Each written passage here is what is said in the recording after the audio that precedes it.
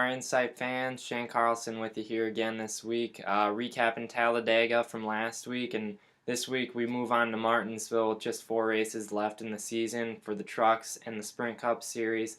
So we're getting down to it, just 4 races to go, and so now I'll talk about last week at Talladega. The Truck Series got it started last week. Johnny Sauter took his 3rd win of the season in the number 98 Toyota Tundra. But it was a really, really good race. There were 6 trucks rather, that could have won this race coming out of the final turn 4 at Talladega.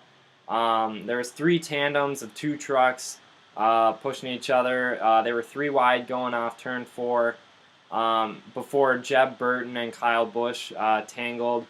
And they wrecked, and that caused a 12-truck pileup. And actually, Miguel Paludo in the 32 Silverado got flipped upside down, but he walked away okay. And actually, everybody walked away uninjured except for Justin Lofton in the 6. He was transported to a nearby hospital for a broken thumb. So nothing too serious there. But Matt Crafton was the points leader coming in by 41 points. And he had a big week this weekend.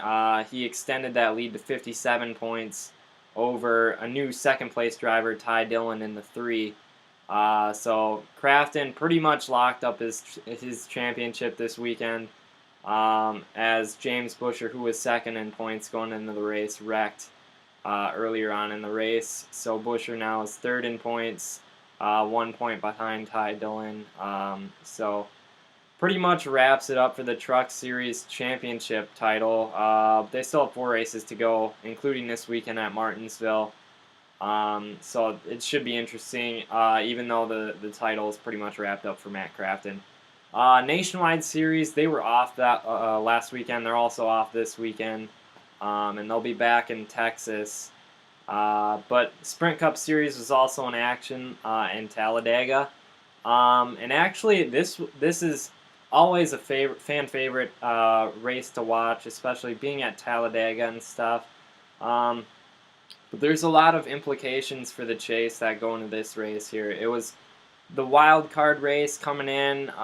There's always a big wreck generally, and that has a lot of it affects the points a lot, and so drivers are really worried about going into this race. Normally they have a set strategy. They either want to be at the front leading the whole race, or they want to drop all the way back so they can miss the wreck that happens. You really just don't want to be in the middle of the pack riding along, because that's where a lot of the calamity starts to happen, is in the middle of the pack. And actually Sunday we never had a big wreck really. It's kind of odd for being at Talladega, and I know a lot of people were kind of I don't know if they were upset that that didn't happen, but I still think it was a great race. It was really great racing for the majority of the race, actually. They were 3 and 4 wide, and they were passing each other. There was a ton of lead changes, so I was happy to see that. I think a lot of fans were happy to see that, especially the new Gen 6 car has come so far in just a short time since being at Daytona, the first race of the season, where it was the majority of the race was just single file, a line of cars. So that's a positive to see that happen at Talladega at a restrictor plate track like we were at last weekend. And so I think the car is progressing really nicely, and I think the fans are really appreciative of that. But that being said, I don't think you have to have great racing, or you don't have to have a big wreck at Talladega in order for the race to be really interesting. I look at the winner, Jamie McMurray. He won his first race for the first time in 3 years. He hasn't won since 2010. And in 2010, he was able to win 3 races. And Jamie's just a guy who wins big races. He's got 7 career wins now. And he just has one of those knacks of being able to be out front at the right time in these big races, and this is a prime example of that. And so he took the lead with 15 laps to go, led the rest of the way, and it was really, really cool to see Jamie McMurray to win this race. He just shows so much emotion in victory lane. It was the first time with his son, being able to celebrate with his 2-year-old son in victory lane.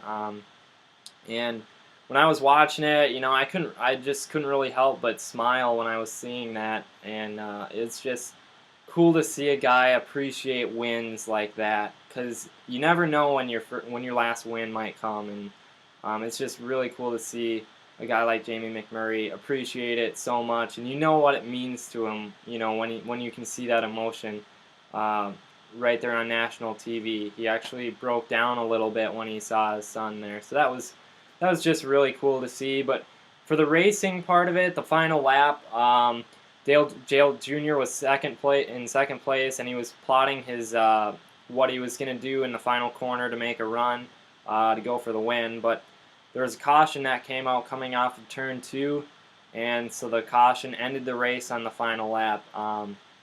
Reason for the caution was that Austin Dillon got spun.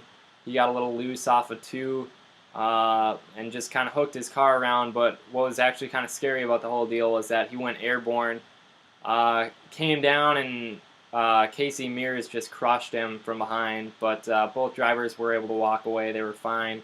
So just another testament to the safety in NASCAR, how far that's come. Good to see those guys walk away. But that did end the race there. The field was frozen at the time of the caution, and Jamie McMurray was leading, so he therefore won the race. And Dale Earnhardt Jr. was second, so that's another good plate run for him. He's had a pretty solid chase if you eliminate just a few of those bad runs. He's actually run pretty well. I think he's up to 6th in points now.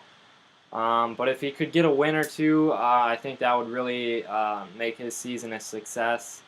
But he's gaining on it, I think. He doesn't have any wins yet, but he has improved his performance over the last few weeks. So that's good to see for Junior Nation. I'm sure they're happy about that. And then for this weekend, I'll preview Martinsville.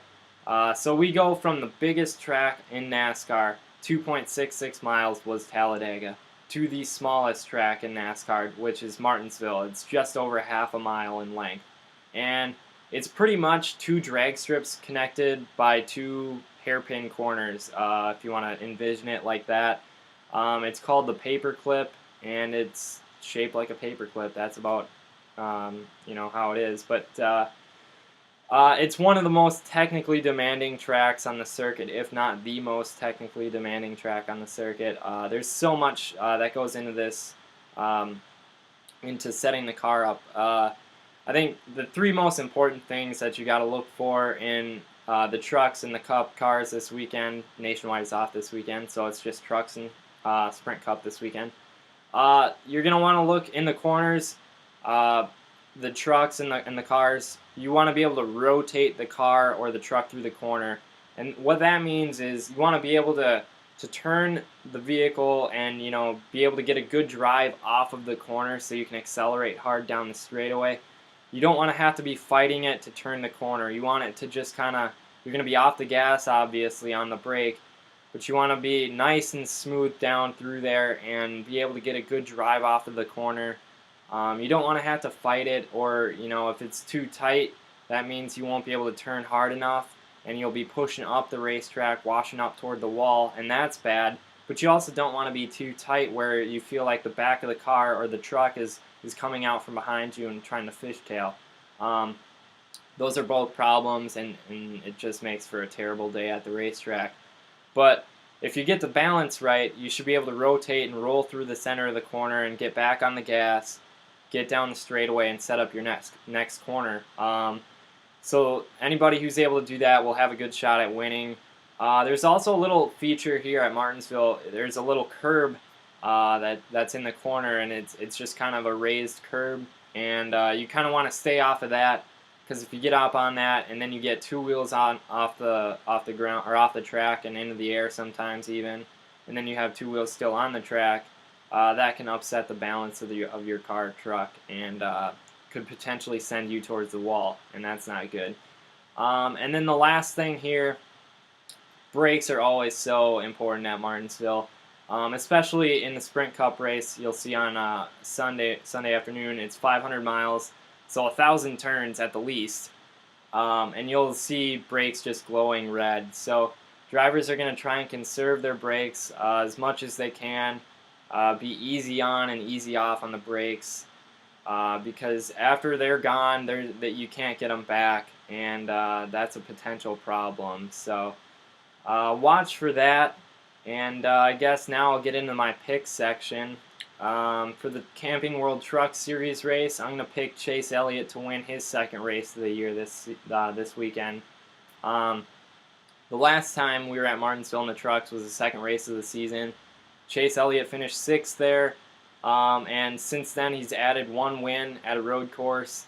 And I think Chase is just, he's more of an aggressive driver. We saw him do that to get his first win of the season at a road course. He bumped for the win on the last turn. So that'll be important this weekend because the trucks are so close to each other on the racetrack. I don't think he'll be afraid to use the front bumper to get by somebody. So that's who I'm going to pick this weekend. As I said before, Nationwide Series is off until Texas.